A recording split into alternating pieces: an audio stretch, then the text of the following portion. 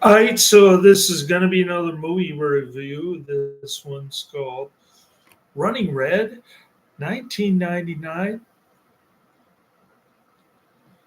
This is going to be another Karate Man recommendation. I'm giving it 3 out of 5 stars. That was all right. The fight scenes were pretty decent, but unfortunately, they were few and far between, and there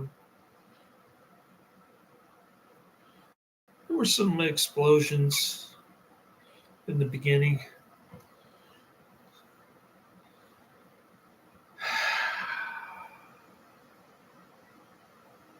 But other than that, it was just a boring soap opera. I couldn't really get into any of the characters. The redhead wife keeps talking about getting intimate with Jeff Speakman, but they do it off camera, I guess. Running Red is a 1991 U.S. film starring Jeff Speakman and Angie Everhart. Angie Everhart is the hot looking redhead. It was directed by Jerry P. Jacobs. A former member of an elite Soviet military team is ordered to kill 3 men or his family will be exterminated. I found it hard to believe that Jeff Speakman started out in the Russian army. That for some reason I don't detect a Russian accent anywhere in this movie. And the least person you suspect of being Russian would be Jeff Speakman. Now, Steven Seagal, on the other hand, that's a different story. All right. This is going to be another PM Entertainment Group flick. PM Entertainment Group is both the production company and the distributor. Release dates March 30th, 1999 in Greece and January 2000 in the US. Running time, a nice 92 minutes. Much appreciated. I thought I was going to finish last night, but I started dozing off and I was thinking, oh, I got to wake up at 4 and do laundry, fix some of my investments. I still haven't fixed everything. I'm trying to move money around, do little options trading, but it's not cooperating with me tonight. So I'll have to give it another shot tomorrow morning at around 6 a.m. I did take a half day off though today. I had to go to the stuck poop doctor. I'm thinking the reason that I'm having this problem with stuck poop is because I'm fasting twice a week. But he told me to lay off the supplements for 1 week to see if it was maybe the vitamin C or something that was causing all this gastrointestinal problems for the past year. And he wanted to give me colonoscopy. I said, no, I'll do the stool test. I told him the same thing that I told my primary care doctor. But apparently, my primary care doctor doesn't know anything about gastroenterology. So I'm back with another doctor. He's forcing me to wear a mask, and he's got the double strapped mask on. So there's that. And what else? Oh, so I still had time to go back to the garage after my doctor's appointment. I had to ask the valet to move 8 cars. He wasn't too happy about that. And at first, he was refusing to do it, but finally, I convinced him. He said it was going to take 2 hours. It took 30 minutes, and I still made it to the doctor's office 5 minutes late. Not too bad. They accepted me, and I'm off the supplements right now for a week to see if there's any difference. So I had time to park my car again, come back to this flea bag hotel, um, change my clothes,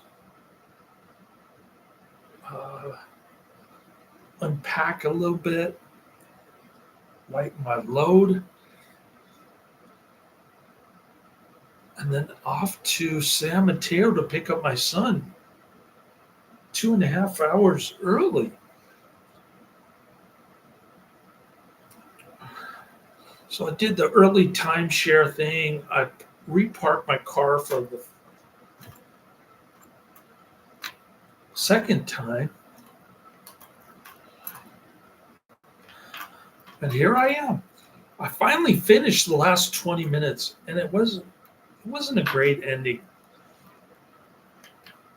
in my view. I thought it was kind of weak ending. Not too much action in this one, or not enough Jeff Speakman kicking some arse. I wanted to see some more Jeff. I wanted to see more Jeff Speakman kicking some arse. But I was SOL on that. Nobody's in the chat room, but well, somebody's in the chat room, but nobody's commenting. All right. TV Guide said high speed chases, death by locomotive, and multiple slayings dot the landscape of this derivative but high octane thriller that delivers plenty of kickboxing and explosive mayhem. But the acting is wooden even by action movie standards, and there are way too many screaming confrontations between the leads. That's the problem that I have with this. It's easy to doze off when it's just dialogue time. It does have a few decent fight scenes and maybe one or two explosions. Yeah. So the movie does have its moments. It's just not that exciting to me. And it gets a mediocre 4.9 out of 10 on IMDb, 525 ratings. Kind of obscure flick, but Rambo Raff for Life did a review on this movie, and of course he was just mumbling the whole time, bragging about how he has reviewed every single Jeff Speakman movie, and that makes him cool or something. I don't know what Rambo Raff for Life is talking about here, but I stopped about halfway through. I got sick and tired of listening to that jackass, and I just turned it off. I wasn't interested. I'm not going to post the Rambo Raff for Life link in the description.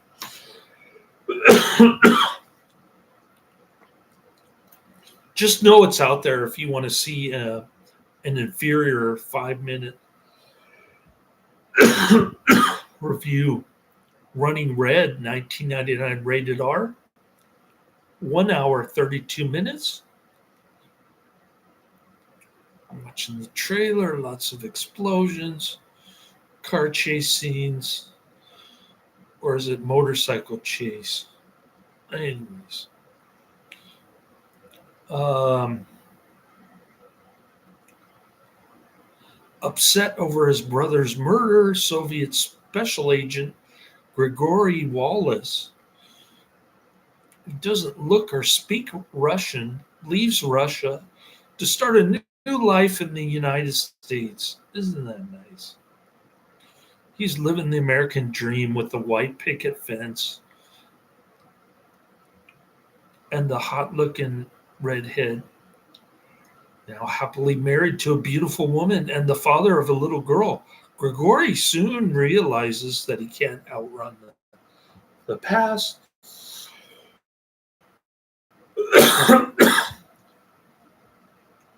So the Russian mafia keeps getting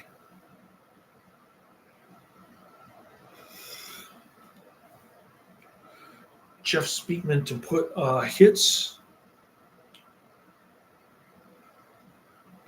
on these drug dealers slash uh, nerve gas dealers,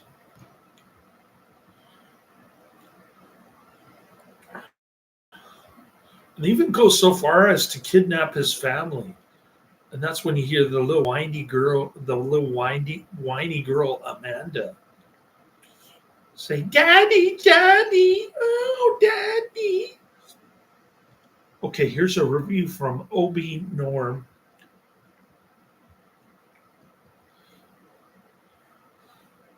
Dated July 9th, 2002. The title of the review from Obi Norm on IMDb is I wish I could figure out why I watch movies like this.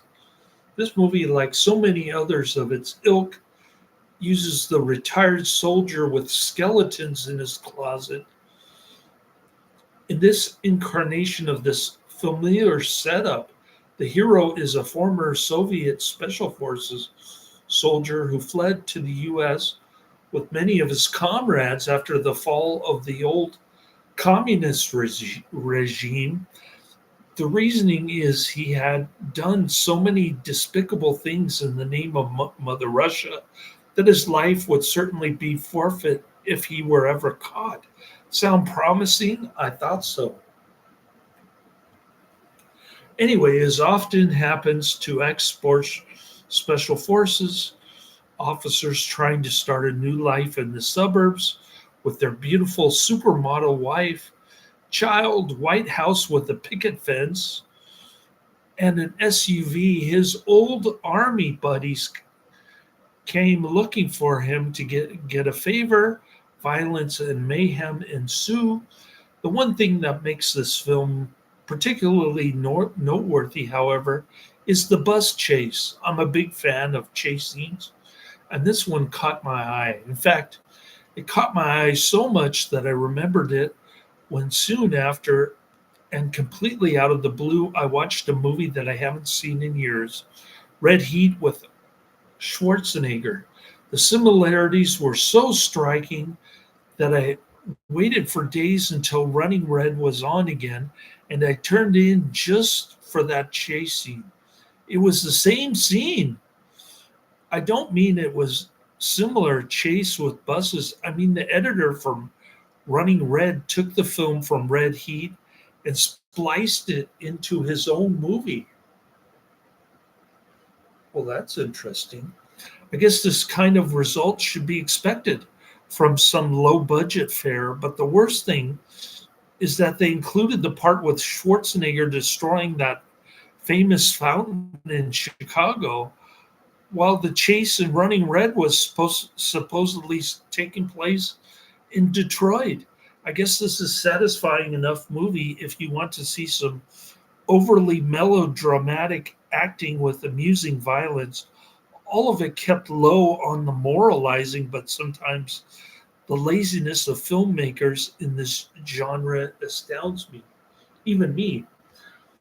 The dialogue in this movie is like watching a television movie. I mean, it's bad, but not in a good way. All right, more like this: Street Night, The Expert, Deadly Outbreak, and Striking Range.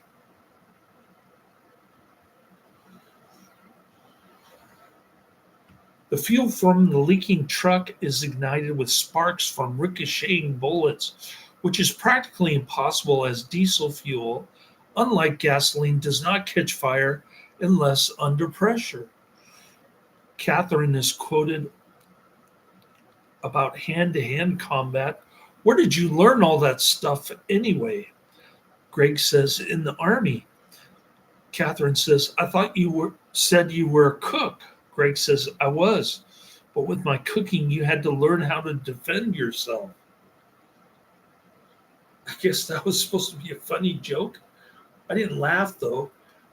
This was edited from Red Heat, 1988.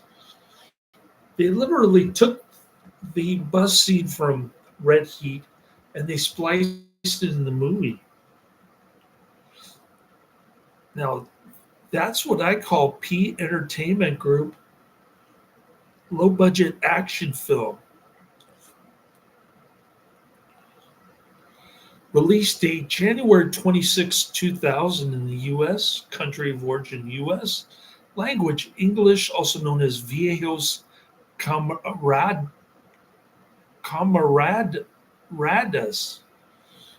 Viejos Camaradas. Filming locations Detroit, Michigan, USA. Unless we're talking Chicago, the bus scene. Runtime 1 hour 32 minutes, 92 minutes. This is in color. The sound mix is Dolby. And that's about it. That's about all I have to say about Running Red. It's just a typical Jeff Speakman film. Nothing crazy. All right. Going down my list, number one is Mr. District Attorney. I'll try to get that one on Friday night. Then we've got Lolita, 1962.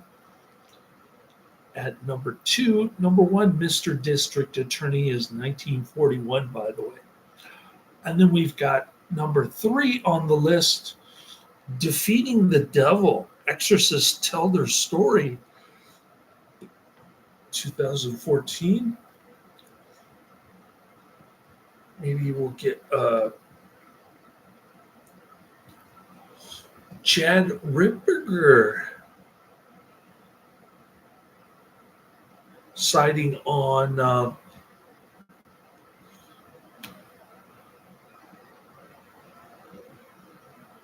next Monday. Or I might even be able to get to it Saturday. I just got to get a haircut Saturday. And that shouldn't take too long. Maybe a couple hours because I'm going to walk to the garage, then drive to Daly City. Oh, that's what I forgot to do today. I forgot to make a haircut appointment for Saturday. All right. Now I know what to do when I take a little phone call break from work. I totally forgot to call them today. I got so much stuff going on. Looks like the stock market is going to take off tomorrow. Maybe I can make a little money off of it. And yeah, we'll see how it goes. Wake up at 6, get my investments ready. If the cash is available for trading that I tried to move from my bank account, we'll see how that goes. Laters.